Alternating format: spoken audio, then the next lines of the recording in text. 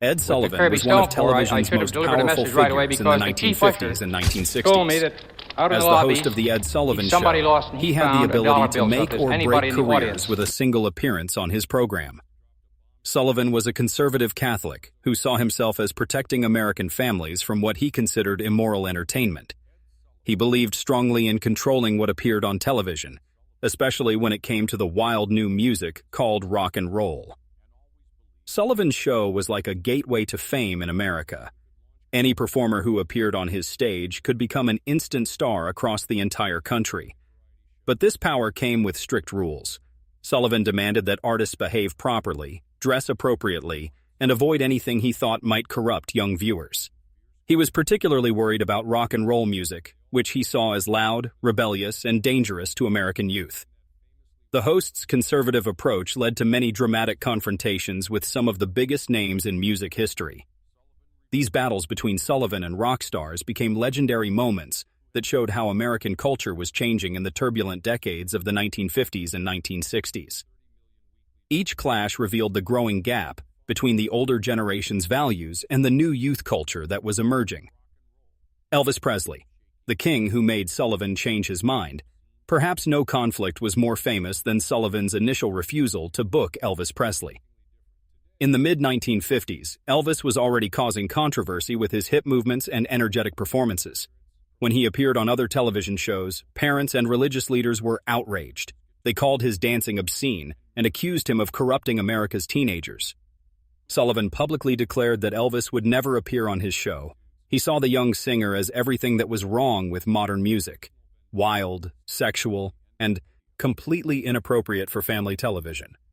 The host was determined to keep his program clean and respectable, even if it meant rejecting the most popular performer in the country. However, Sullivan's principles were tested when Elvis's popularity continued to grow. Other television shows featuring the rock star were getting enormous ratings, while Sullivan's audience numbers began to suffer.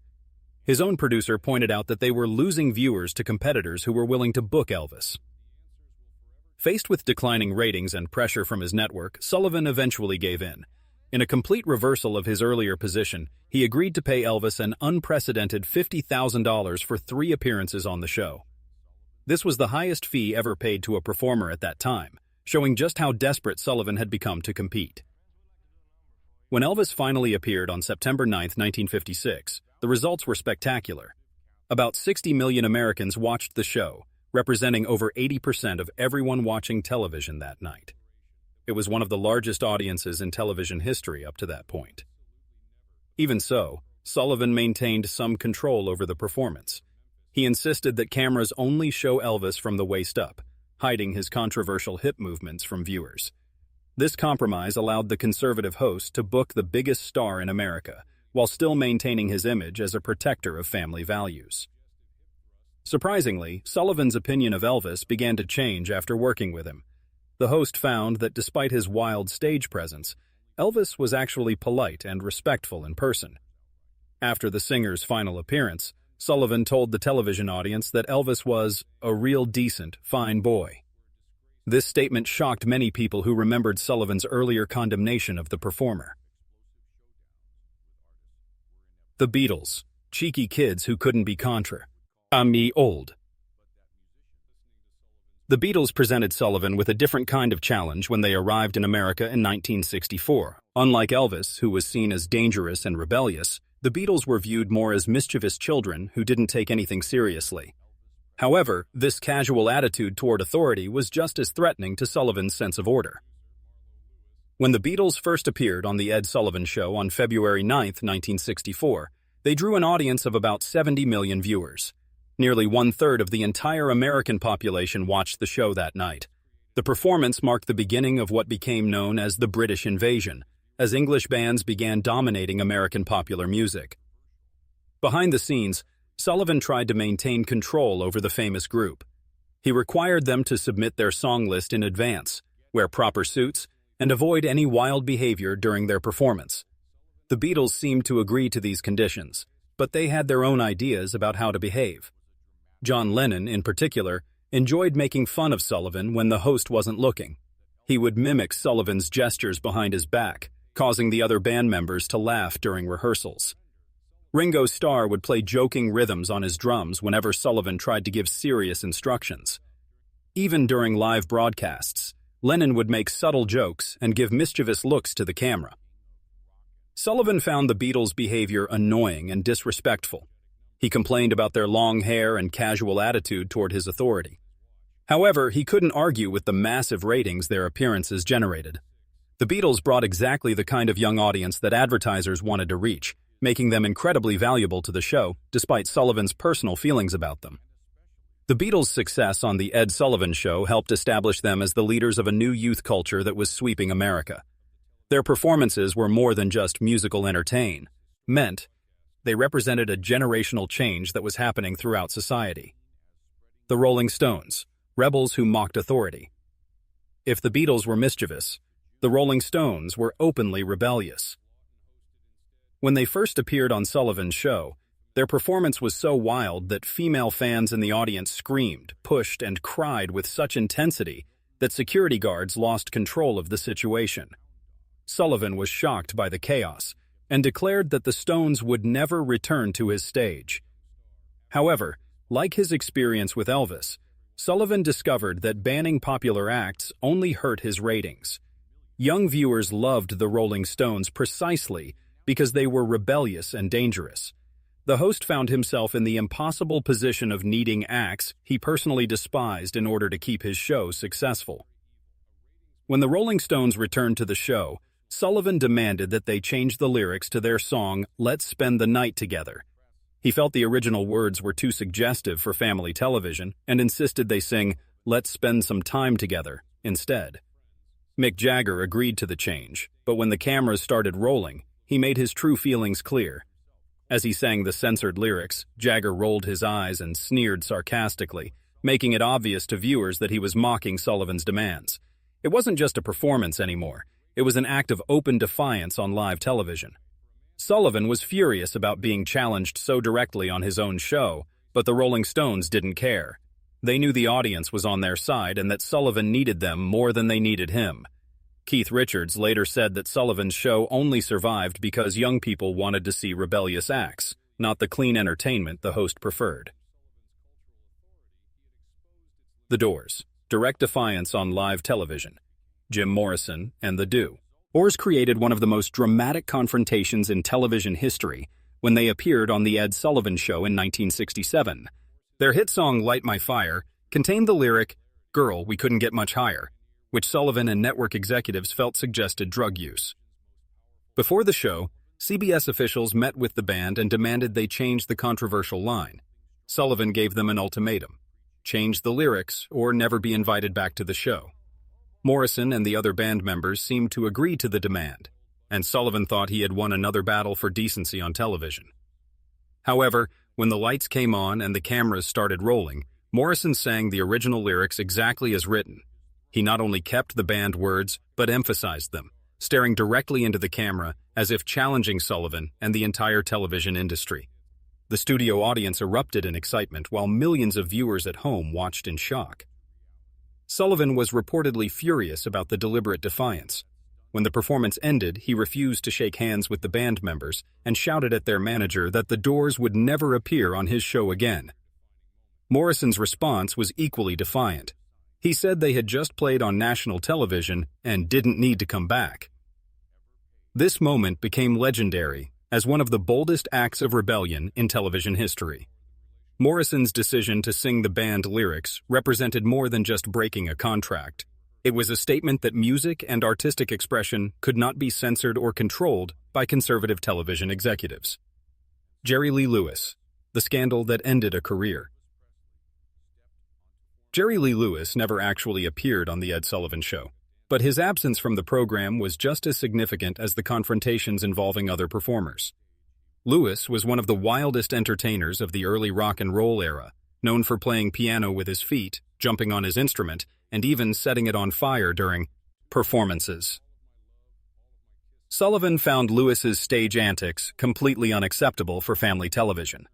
The conservative host preferred performers who stood politely at microphones and sang sweet melodies, not wild entertainers who turned their instruments into spectacles of destruction. Lewis's chances of appearing on Sullivan's show were completely destroyed in 1958 when newspapers revealed that he had married his 13-year-old cousin, Myra Gale Brown. The scandal was so shocking that it essentially ended Lewis's mainstream career overnight. Radio stations banned his songs, audiences protested his performances, and he was rejected by the British music industry. Sullivan never needed to publicly criticize Lewis or explain why he wouldn't book him. The host's silence was more damning than any words could have been. While nearly every other major rock and roll star eventually appeared on the Ed Sullivan Show, Lewis was permanently excluded. This absence became a symbol of his exile from respectable entertainment. Many critics believe that being banned from Sullivan's show prevented Lewis from achieving the same level of lasting fame as Elvis Presley or other rock pioneers. While he remained a legend among musicians, his mainstream popularity never recovered from the scandal and Sullivan's implicit rejection. Bob Dylan. Walking away from fame. Bob Dylan's confrontation with the Ed Sullivan Show was unique because he chose to leave rather than compromise his artistic integrity. In 1963, the 21-year-old folk singer was invited to perform on the show, which represented a huge opportunity for his career. However, Dylan wanted to perform "Talkin' John Birch Paranoid Blues," a satirical song that mocked the John Birch Society, a far-right political group obsessed with fighting communism. The song criticized the paranoid atmosphere of the Cold War era and made fun of people who saw communist conspiracies everywhere. Sullivan initially had no problem with the song choice, but CBS executives became nervous about potential lawsuits and political backlash. Just hours before the live broadcast, network lawyers told Dylan he couldn't perform the song and would have to choose something else instead. Unlike other young artists who might have compromised to get on television, Dylan refused to change his material. He told the executives that if he couldn't sing his chosen song, he wouldn't perform at all. Then he walked out of the studio, leaving producers scrambling to fill his slot in the show. Dylan's dramatic exit made headlines across the country. Instead of hurting his career, the incident actually helped establish him as an artist who wouldn't compromise his principles for commercial success. As the civil rights movement and anti-war protests were gaining momentum, young Americans saw Dylan as a hero who stood up to powerful institutions. The incident also revealed the growing gap between television's conservative approach and the changing political consciousness of younger Americans.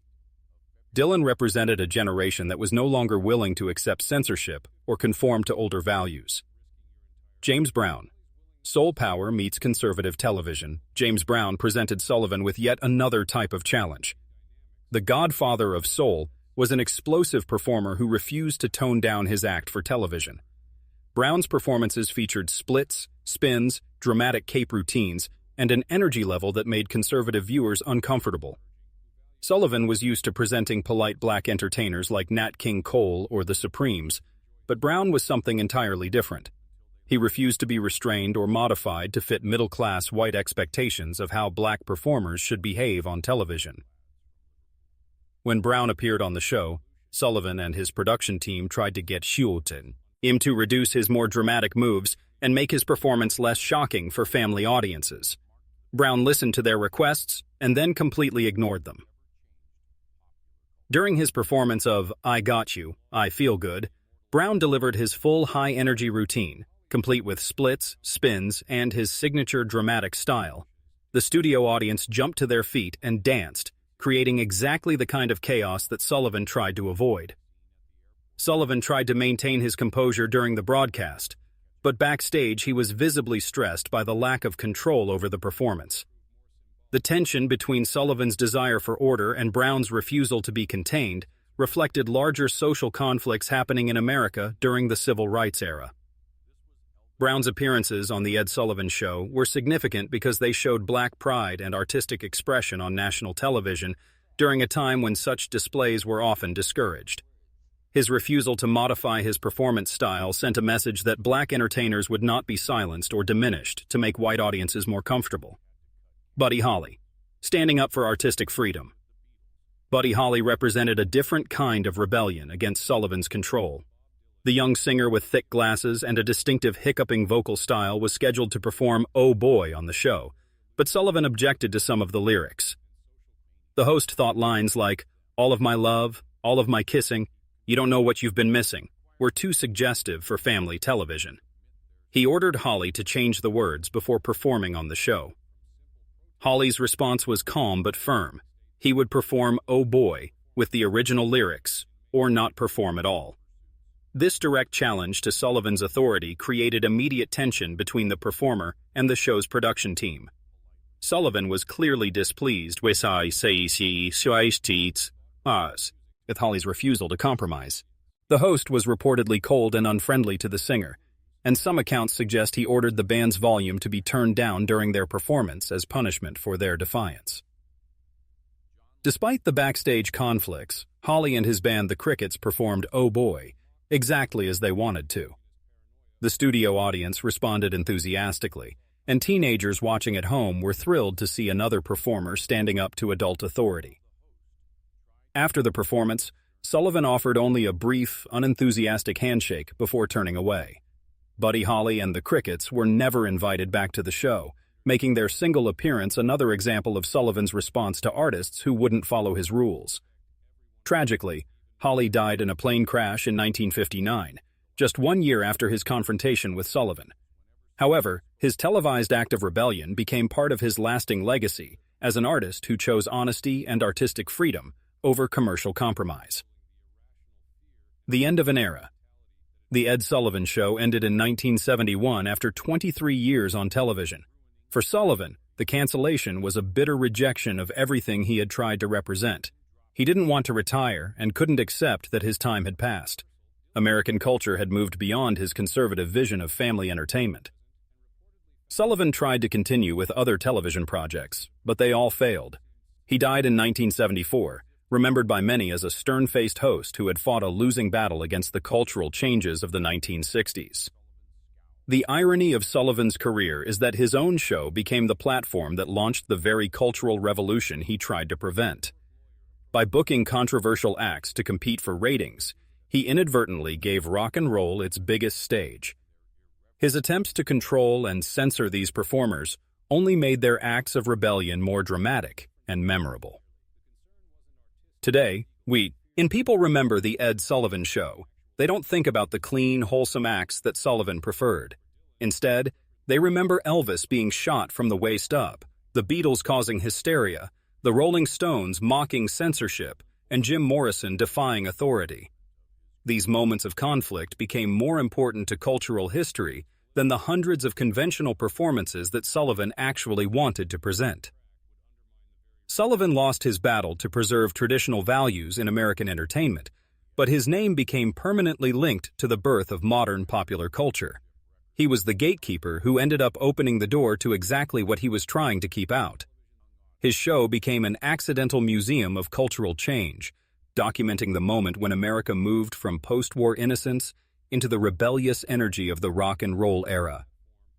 The Ed Sullivan Show represents a unique moment in American history when the conservative establishment and youth culture collided on live television every Sunday night. Each confrontation between Sullivan and these legendary performers revealed how quickly American society was changing and how powerless traditional authorities had become in controlling that change. In the end, history chose rock and roll over Ed Sullivan's vision of proper entertainment. The cultural storm he tried to hold back became the defining sound of several generations, while his own conservative values seemed increasingly outdated. The performers he tried to control or exclude became legends, while Sullivan himself is remembered primarily as the man who tried unsuccessfully to stop them.